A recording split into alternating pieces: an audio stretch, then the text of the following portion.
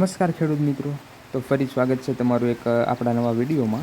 તો મિત્રો, આજે આપણે મિની ટ્રેક્ટરથી આપણે આમાં રાંપ ચલાવવાની છે। આપણે આમાં મગફળીનું વાવેતર કરેલું છે અને વાવ્યા પછીના 3 દિવસ થઈ ગયા છે આપણે આમાં, એટલે ખડનો ઉગાવો આપણે આવી ગયો છે। તમે જોઈ શકો છો કે આ રાંપ આપણે 84 ઇંચની રાંપ છે આપણે આ, એટલે સામેનું જે 28ની જાળીનું સા હોય છે એમાં બે બાજુ ચાલી જાય એવડી રાંપ આપણે ફિટ કરેલી છે। તમે જોઈ શકો વિડીયોમાં કઈ રીતે ચાલે છે। મિત્રો, બહુ જ સારું કામ આપે છે આ। તમારે રાંપ પણ જેટલી ઊંડાઈમાં જવા દેવી હોય એટલી જાય છે, જમીન તમારે પોચી હોય તો એમાં। તો મિત્રો, વિડીયો જોતા રહેજો અને આગળ તમને બતાવું કે કઈ રીતે આપણે ટ્રેક્ટરમાં રાંપ ચાલે છે આ।